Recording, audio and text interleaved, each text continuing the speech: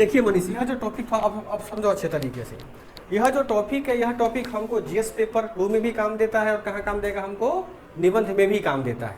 ठीक है वासु, अब हमको समझना कैसे कि निबंध के रूप में इसको हम कैसे लिखेंगे और हम जीएस के व्यू से इसको कैसे लिखेंगे, दोनों अलग अलग बातें हो जाती है। तो पहले हम जीएस के व्यू से पढ़ने का प्रयास करेंगे, उसके बाद हम किस पर डिस्कस करेंगे, निबंध में इस पर हम कैसे चर्चा करेंगे, उस पर हम लोग क्या करते हैं, देखने का प्रयास करेंगे। ठीक है, देखो सबसे पहले हम यह समझते हैं कि यह जो टॉपिक है, यह टॉपिक अपने आप में कहना क्या चाहता है उन बच्चों से या हम लोगों से कि जिसके लिए हम इसका अध्ययन करते हैं। ठीक है, इसमें क्या सब लिखा है, बिहार में तो चलो कि एक संज्ञा है, स्टेट हमारा, उसको हम चर्चा नहीं करेंगे, हमको चर्चा क्या करना है, मानव पूंजी का विकास। तो सबसे पहले इसको हम पढ़ेंगे, इसमें क्या क्या, तो उसकी थोड़ी सी हम फ्रेमिंग कर लेते हैं। क्या कर लेते हैं वाशु, फ्रेमिंग कर लेते हैं। सबसे पहले हम क्या जानने का प्रयास करेंगे कि जो ह्यूमन कैपिटल होता है वह कहते हैं किसको है, यानी लिखो ना जी, मुंह ताक रहा है हमारा, मतलब यहाँ पर क्या होगा, मानव पूंजी जो होता है, पहला पार्ट में क्या जानेंगे वाशु कि मानव पूंजी कहते हैं किसको है। ठीक है, मानव पूंजी के फैक्टर कौन कौन से होते हैं, यानी मानव पूंजी के लिए कारक कौन कौन सा होता है। कारक जानने के बाद में हम जानेंगे कि मानव पूंजी में क्या क्या इनके पास में चैलेंजेज होते हैं, यानी क्या क्या हमारे पास में समस्याएं हैं या फिर चुनौतियां हैं। अब देखो जैसे समस्या, तो समस्या का क्या होगा, समाधान होगा, सॉल्यूशंस होगा। तो अगला पार्ट में हम क्या पढ़ेंगे, इन समस्या का सॉल्यूशन पढ़ेंगे, यानी समाधान पढ़ेंगे। समाधान के बाद पढ़ने के बाद में हम इसको पढ़ेंगे कॉन्स्टिट्यूशनल प्रोविजंस, यानी लिख लो बस लिख ले साहब सर, हाँ, संवैधानिक प्रावधान, संवैधानिक, आप लोग भी ऑनलाइन वाले बच्चे लिखते रहो मनीष, ठीक है, प्रावधान, संवैधानिक प्रावधान लिखने के समझने के बाद में हम इसको यह जानेंगे कि इसका परिणाम क्या क्या हो सकता है। परिणाम का मतलब होता है इसका रिजल्ट क्या हो सकता है, इसका इम्पैक्ट क्या हो सकता है, रिजल्ट लिख लो या फिर इम्पैक्ट लिख ले हम लोग। उसके बाद हम क्या पढ़ेंगे, उसके बाद हम लोग पढ़ेंगे इसका कंक्लूजन, यानी निष्कर्ष पढ़ेंगे। ठीक है, अब देखो ध्यान से, यह जो चैप्टर हमारा है यह कहना यह चाहता है कि हमारे बिहार में मानव पूंजी का निर्माण हम लोग कैसे करेंगे, उसको जानेंगे, पूंजी क्या होता है। अगला में क्या समझेंगे कि मानव पूंजी को निर्धारित करने वाले हमारे पास में कौन कौन से कारक हैं।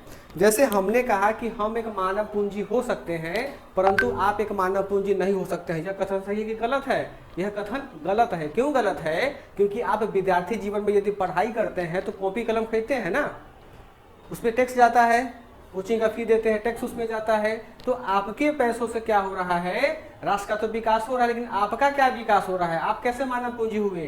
क्योंकि आप अगर हमारे यहाँ पढ़ाई कर रहे हैं या कहीं किसी शिक्षक से पढ़ाई कर रहे हैं तो हम जो आपको ज्ञान देंगे, शिक्षक जो आपको ज्ञान देता है तो आप में क्या होता है, एक बौद्धिक इंटेलेक्चुअलिटी का डेवलपमेंट होता है आपके भीतर में। तो मानव पूंजी यही ना कहता है कि अगर हम व्यर्थ पड़े हुए हैं तो हमारे पास में सोचने, समझने, बात करने के तरीका का क्या हो, डेवलपमेंट हो। This process of called human capital, इसी को पढ़ेंगे ना। ठीक, देखो इसको डिस्कस कर रहे हैं कि हमारे पास में मानव पूंजी आखिर होता क्या है। ठीक है, देखिए मानव पूंजी क्या होता है, तो जब हमारे देश में, पहले इसको हिंदी में समझाते हैं, जब हमारे देश में या किसी भी राष्ट्र में, कैसे बोलेंगे निकेत इसको, किसी भी राष्ट्र में जब मानव का श्रम, यानी इन एनी कंट्री या any nation, for any nations, labour of a human will contribute to development of that nation, these all process are called human capital. क्या हुआ, हमने बताया आकाश कि जब किसी भी राष्ट्र में मानव अपने श्रम का योगदान उस राष्ट्र के विकास में करता है तो हम उस पूरे प्रोसेस को क्या बोलते हैं, मानव पूंजी बोलेंगे। कैसे बोलेंगे, अब देखो, जैसे राष्ट्र के विकास का क्या मतलब हुआ, विकास का मतलब हुआ कि स्कूल का बनना, कॉलेजेस का बनना, रोड का बनना, अस्पताल का बनना, सड़कों का बनना, नाला का बनना, ये विकास होता है जी। मतलब घर कौन बनाएगा, ये हम बना सकते हैं, राजमिस्त्री बनाएगा, स्किल है ना उसके पास में। खिड़की कौन लगाएगा, बढ़ई साहब लगाएगा, हम तो नहीं लगा सकते हैं। यानी हमारे नेशन में, वर्ल्ड में कहीं चले जाओ, कोई भी ऐसा व्यक्ति नहीं है जिसको हम लोग ह्यूमन कैपिटल नहीं बोलेंगे। सब में कुछ ना कुछ क्या होता है, कैलिबर होता है, इंटरनल मेरिट्स होते हैं, उन्हीं मेरिट्स को हम लोग क्या बोलते हैं, मानव पूंजी बोलते हैं। अब देखो, अब तो ये हो गया ह्यूमन कैपिटल। अब हम एक तो रेशंस की बात पता है, अब हम बिहार में समझते हैं कि क्या ये डिफिनीशन हमारे बिहार में इंप्लीमेंट होता है या नहीं होता है, तभी ना हम इस चैप्टर को जस्टिफाई कर लेंगे। ठीक है, देखो अब हमको यहाँ समझना है कि हमारे बिहार में पहले हम वर्तमान में ह्यूमन कैपिटल के कंडीशंस को समझने का प्रयास करते हैं, उसके बाद हम कहाँ पर पहुंचेंगे, फैक्टर्स में पहुंचेंगे। ठीक है Vasu, first of all we all should try to understand about the present circumstances of human capital spread all over Bihar. After that we will discuss about the factors which affects development of human capital in Bihar. ठीक है, पहले इसको समझ। प्रकार यदि हम बिहार में मानव पूंजी की बात करें तो क्या यह कहना सही होगा वासु कि बिहार में यदि मानव पूंजी में समस्याएं हैं या मानव पूंजी कम है तो उसका समाधान सबका हम बराबर करेंगे? नहीं ना, कैसे नहीं है, इसी को हमको समझना है अभी। ठीक है, अब देखो ये हमारे पास में क्या है, बिहार का एक नक्शा है, टोपोग्राफी है, हमने बोर्ड पे बनाया हुआ है। अब यहाँ समझेंगे अनिकेत कुमार कि बिहार में मानव पूंजी में क्या क्या समस्याएं हैं। ठीक है, उसको देखते हैं। देखो ध्यान से, ये हमारा क्या हो गया, ये हमारा सोन नदी हो गई, ये हमारी कौन सी नदी हो गई, गंडक नदी हो गई, ये हमारी कौन सी नदी हो गई, गंगा। जो मेजर रिवर्स हमारे यहाँ है उन मेजर रिवर पे हम लोग क्या करते हैं, पहले डिस्कस करते हैं। ठीक है राकेश कुमार, अब देखो सबको पता है कि ये जो हमारा साउथ बिहार का एरिया है, यह साउथ बिहार का एरिया कहाँ स्थित है, जैसे कि नवादा हो गया, नालंदा हो गया, गया हो गया, कहाँ स्थित है प्रीति बताओ, ये प्लेटू पर स्थित है, यानी पठार पे स्थित है ना। यानी ये क्या हो गया, ये हो गया हमारे बिहार का हाईलैंड। क्या हो गया, हाईलैंड, यानी उच्च भूमि हो गई। क्या हो गया, उच्च भूमि हो गया। और यह क्या रह पहुंचा, यहाँ पे क्या चीज है, देखो तो बिहार के उत्तर में यदि हम बात करें, डिस्कस करें, तो यह जो हमारा एरिया है, यह कैसा एरिया है, यह हमारा हिमालयन रीजन है ना, यानी हिमालय क्षेत्र है यहाँ पर। अब देखो तो यहाँ पर भी क्या किया, हिमालय इसको दबा दिया, यहाँ प्लेटू भी दबा दिया, ये इसको धंसा दिया, ये क्या हो गया, लो लैंड हो गया। यानी जो हमारा नॉर्थ बिहार है, एनबी है, यह क्या हो जाएगा, यह हो जाएगा हमारा लो लैंड। अब देखो, अब पॉपुलेशन तो हमारे यहाँ भी रहता है और पॉपुलेशन हमारा यहाँ भी रहता है, राइट।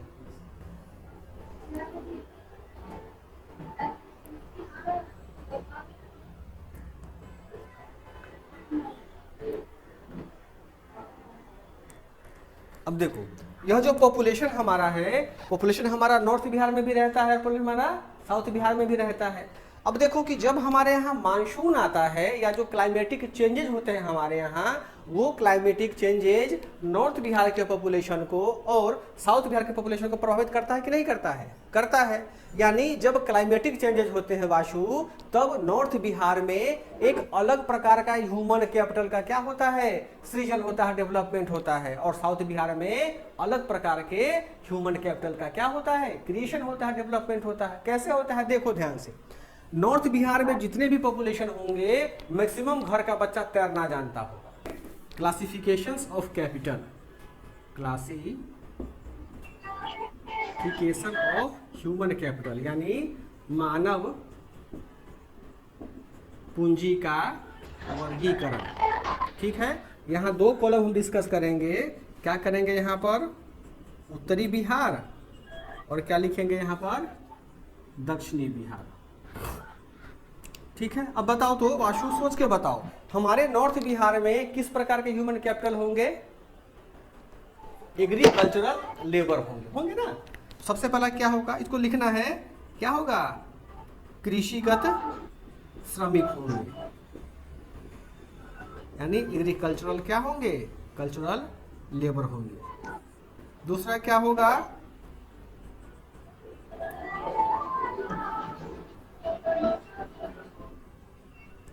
स्विमर होंगे, यानी तैराक होंगे। ठीक है, दक्षिण बिहार में आओ, दक्षिण बिहार का कोई लड़का रहने वाला हो नवादा गया का, तो वहां के अगर हम पूछे कि वहां का कैपिटल कैसा होगा ह्यूमन का, तो वहां के बच्चे लोग क्या होते हैं, एंटरप्रेन्योर की उसमें ज्यादा क्या होती है, कैपेसिटी होती है। यानी वो क्या होता है, इच्छुक होता है, किसके लिए, एक नए नए व्यापार कर, बिजनेस करने के लिए। ठीक है, यहाँ पर ये लिखेंगे, मोर एंटरप्रेन्योर, यानी क्या होगा, अधिक एंटरप्रेन्योर, प्रेन ऐसे लिखते हैं एंटरप्रेन्योर। एक तो हो गया हमारा अधिक एंटरप्रेन्योर होगा, दूसरा क्या हो सकता है,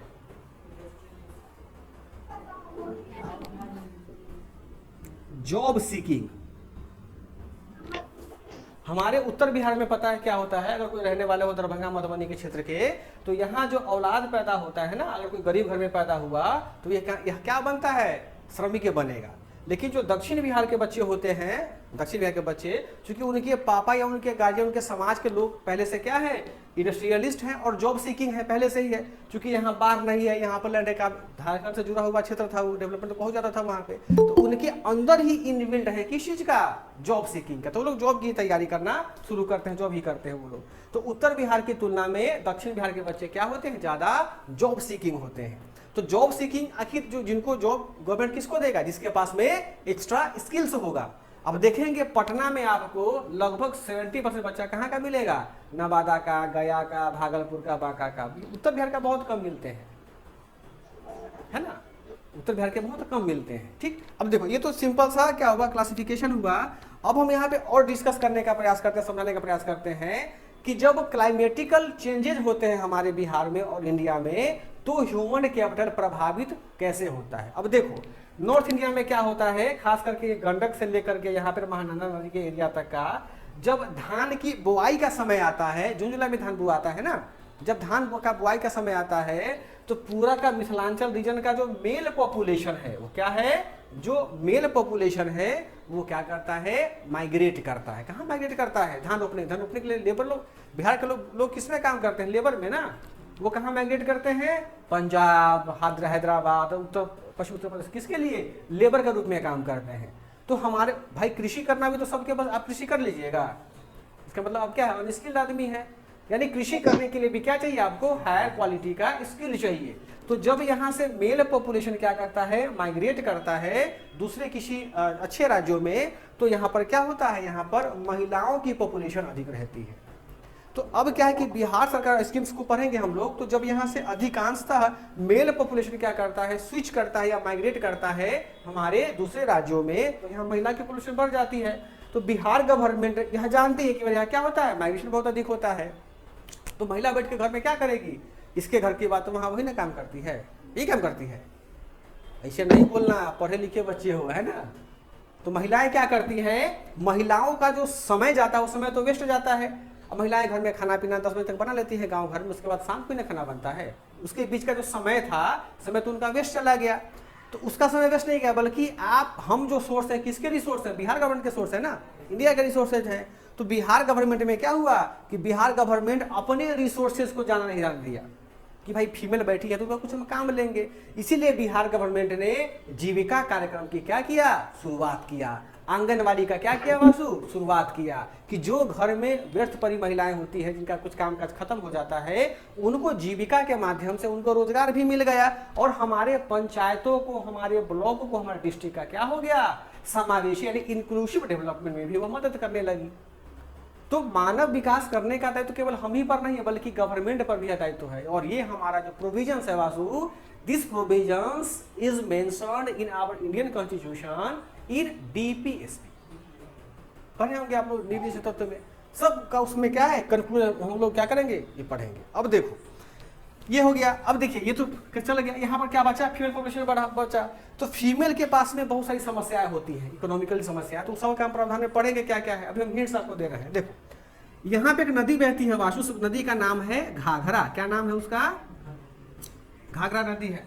तो घाघरा और इस गंडक नदी के बीच का जो दोआब क्षेत्र है, इस दोआब क्षेत्र को बोलते हैं घाघरा गंडक दोआब। क्या कहते हैं इसको, घाघरा गंडक दोआब। अंग्रेजी में भी वही बोलते हैं, घाघरा गंडक दोआब। यह जो एरिया है ना, यहाँ पर चूने की प्रधानता बहुत होती है। क्या इसकी प्रधानता होती है, चूने की प्रधानता अधिक होती है, जिस कारण से इस बिल्ड में किसकी खेती होती है, गन्ने की। देखिए है ना, खूब घनघोर पश्चिम चंपारण में, बेतिया में क्या होता है, गन्ने की बहुत अखंड खेती होती है। तो देखोगे ध्यान से, सिवान छपरा से लेकर के, देखो ध्यान से, सिवान छपरा से लेकर के चंपारण तक में जितने भी यहाँ पर फार्मर्स होंगे उसमें एक विशेष प्रकार का ह्यूमन कैपिटल डेवलप होता है।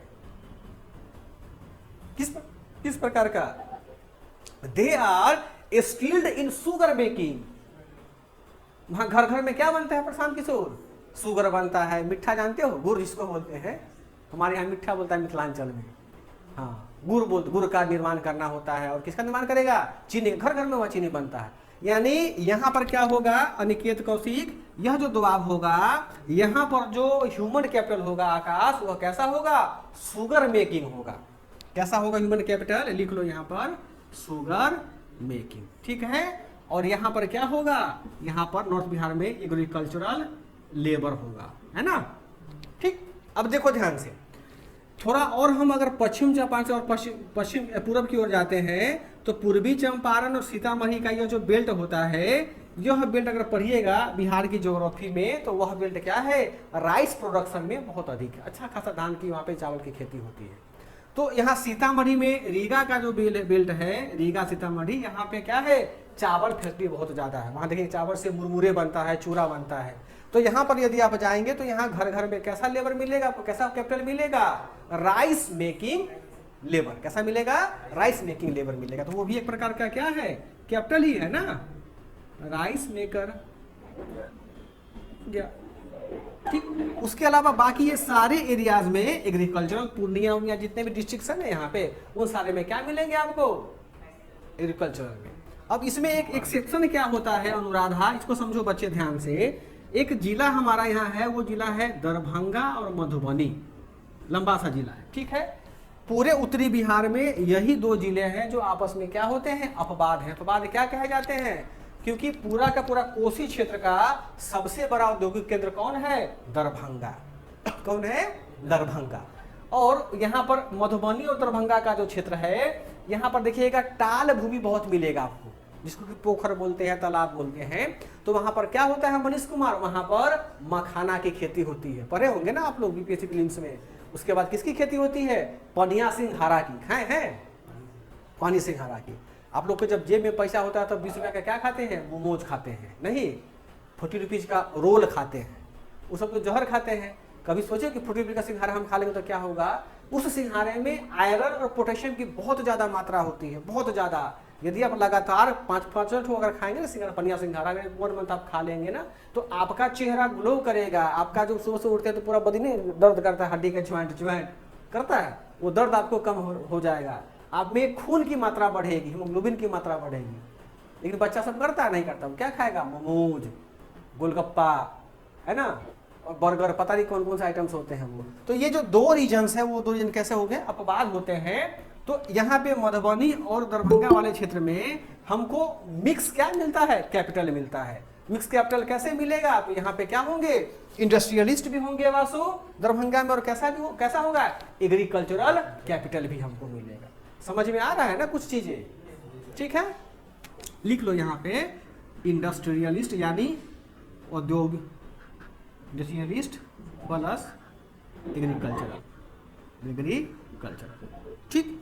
उत्तरी बिहार में हमारे यहाँ यह जो हम रिपोर्ट आपको बता रहे हैं वह IIPA का रिपोर्ट बता रहे हैं, Indian institute for public administration, नई दिल्ली में उसका संस्थान है।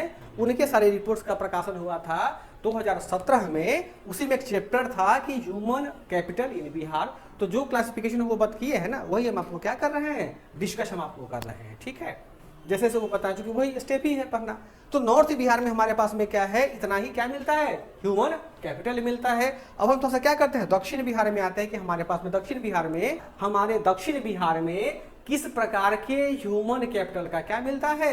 कोलाबोरेशन मिलता है। ठीक है बबली, देखो आप पढ़े होंगे बीपीएससी के प्रीलिम्स में, है ना, तैयारी के क्रम में, कि आरा भोजपुर से लेकर के जो रोहतास तक का जो इलाका है, इस इलाकों में किस प्रकार की चट्टानें पाई जाती हैं? ये जो इलाका है रोहतास कैमूर के पठार का, यहाँ पर क्या पाया जाता है? विंध्य क्रम की चट्टानें पाई जाती हैं। यहाँ मध्य प्रदेश से नीचे जाओगे ना, सब विंध्य श्रेणी का ही है। विंध्य श्रेणी कौन है? पार्वती जी का मायके और शंकर भगवान का ससुराल है।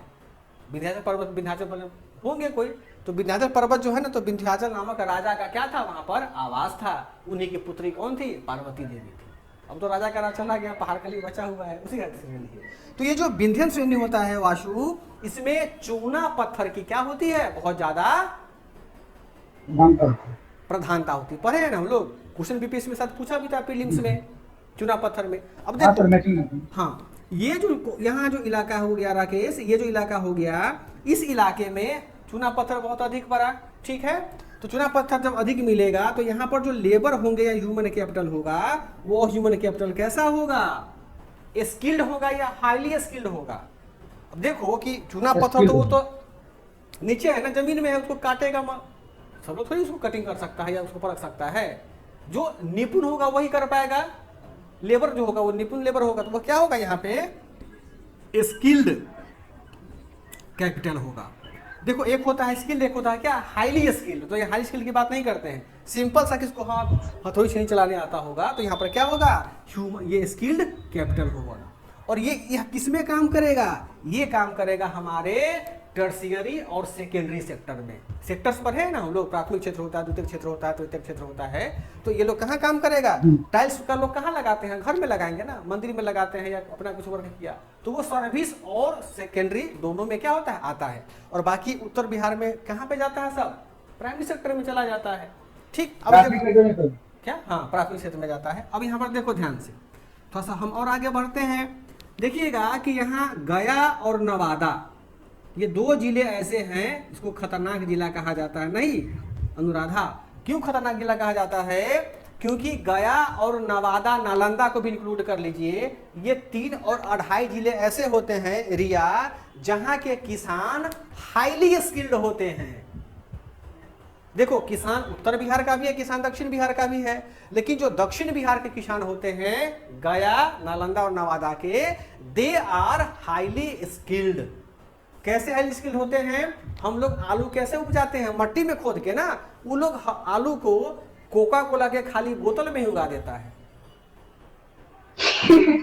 अरे हंस रही हो, ये तकनीक इजराइल से लेकर के हमारे वैज्ञानिक लोग आए थे, और यहाँ पर नालंदा जिले के 2 किसान को भारत सरकार ने इजराइल भेजा ट्रेनिंग करने के लिए।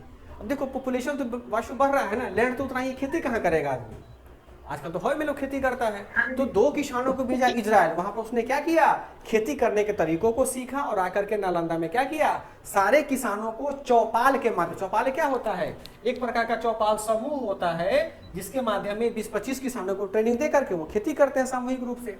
तो ये जो 2 फार्मर थे वो वहां से क्या हो गए, आए यहाँ हमारे नालंदा में, उन्होंने यहाँ के 3 जिला के किसानों को ट्रेनिंग दिया कि हवा में आलू की खेती हम लोग कैसे कर सकते हैं। मिट्टी सोचो कि कैसे खेती करता है हवा, मतलब मट्टी का भी एक कर नहीं मिलेगा तुमको, पानी का भी स्पाउटिंग पानी को फेंकता था, इसे बस हो गया काम खत्म। इजराइल से ये तकनीक आया। तो ये लोग क्या होते हैं, ये डिस्ट्रिक्ट में यहाँ पर क्या लिखेंगे, हाईली स्किल्ड कैपिटल, ये बस 3 ही डिस्ट्रिक्ट में। उसके बाद लखीसराय का जो एरिया होता है वो सब थोड़ा सा गरीबी क्षेत्र में चल जाता है, समझ में आ गया। अब देखो, अब एक इसमें एक और यूनिक चीज क्या है कि अभी हम लोग उजला आलू खाते हैं और लाल आलू खाते हैं ना, वो खाने के बाद में हमको क्या होता है, शुगर की मात्रा शरीर में ज़्यादा बढ़ जाता है। कोशिश करना है कि आप लोग आलू नहीं खाओ, है ना, आजकल आलू में बहुत ज़्यादा सुक्रोज की मात्रा बहुत अधिक होती है, वो बीमार कर देगा आपको। तो नालंदा के किसानों ने, वो इजराइल तकनीक वाले से, उसने ब्लैक पोटैटो का क्या किया है, डिस्कवर किया है। हालांकि वो जो बीज है वो बीज संयुक्त राज्य अमेरिका से लेकर के किसान आए थे। देखोगे यहाँ के लोग तो ट्रेनों में नहीं चढ़ता है, कि अपने मिथिलांचल के लोग, गरीबी बहुत ज़्यादा है ना, और दक्षिण बिहार का रोज किस पर करता है, फ्लाइट से सफर करता है, कैपिटल वहाँ बहुत ज़्यादा है। पढ़ेंगे ना कि यहाँ दक्षिण में ट्रेडिंग है, कोयला है, सोना वोना सब मिलता है।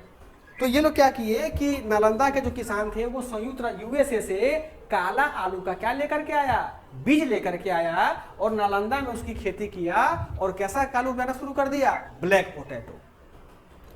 पूरा काटेंगे, पूरा एकदम काला काला आलू होगा। और उस काले आलू की सबसे बड़ी खासियत यह होती है कि उस काले आलू में जो हमारे पास में शुगर बढ़ाने वाला जो होता है ना फैक्टर्स, उसका वो 0 मात्रा होता है, फैट तुमको नहीं मिलेगा, कार्बोहाइड्रेट की मात्रा अच्छी होती है। और सबसे बड़ी बात कि आलू में आपको कैल्शियम और आयरन की, उसमें सोचो कैल्शियम तो जनरली आलू में मिलता नहीं है, लेकिन उस आलू में आपको कैल्शियम और आयरन दोनों मिलता है। और वो जो प्रेग्नेंट लेडी होती हैं या जो वीमेन होते हैं, उनको अगर वो आहार करवाया जाए, बच्चे अगर गर्भ में है तो उनको बहुत ज़्यादा वो क्या करता है, बेनिफिट करता है। तो ये काला आलू की खेती हमारे यहाँ नहीं होती है, लेकिन वो दक्षिण बिहार में करते हैं। तो बोलो उसके लिए क्या चाहिए, हाईली स्किल्ड। आपको क्या चाहिए, तरीका भी चाहिए, लेबर भी चाहिए। इसीलिए यहाँ पर क्या होता है, हाईली स्किल्ड होता है। आगे बढ़े, अब देखो आगे हम बढ़ते हैं तो बेगूसराय के आगे क्या है, भागलपुर का इलाका पड़ता है, ठीक है। भागलपुर का कुछ इलाका उत्तर बिहार में भी, कुछ इलाका कहाँ पड़ता है, दक्षिण बिहार में भी पड़ता है। उत्तर बिहार में ज़्यादा पड़ता है, दक्षिण बिहार में कम पड़ता है। तो भागलपुर में पता है आपको कि भागलपुर में कुछ विशेष प्रकार के प्रोडक्ट पाए जाते हैं जिनको की जीआई टैग भी मिला गया हुआ गवर्नमेंट ने, है ना। जैसे क्या, कतरनी चावल और जर्दालू आम। और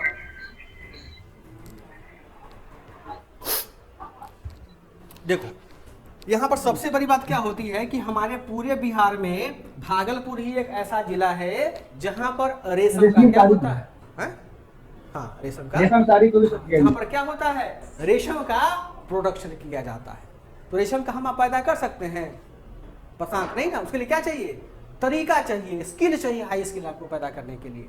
तो भागलपुर में क्या होता है, भागलपुर में यहाँ पर भी क्या चाहिए आपको, हाईली स्किल। ये भी क्या होता है, कैपिटल होता है। और विशेषकर IIPA और इंस्टीट्यूट जो है उसने इस क्षेत्र को रेशम पूंजी क्षेत्र के रूप में क्या किया है, सूचीबद्ध किया। भागलपुर में क्या सूचीबद्ध किया है, रेशम पूंजी क्षेत्र, यानी सिल्क कैपिटल रीजन।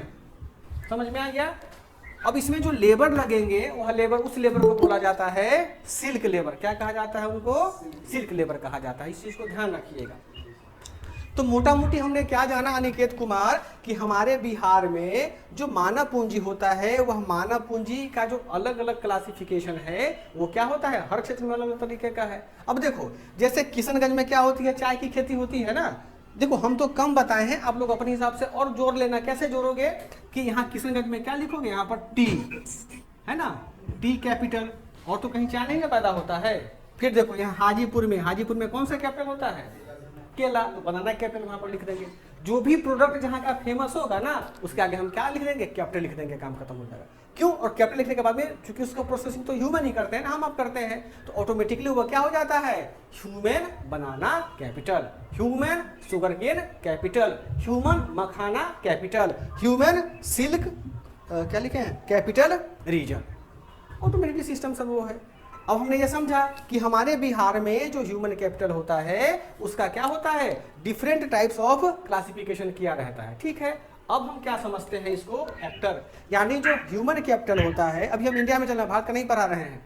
अब इस ह्यूमन कैपिटल का जो फैक्टर होता है, प्रभावित करने वाले कारक क्या क्या होते हैं।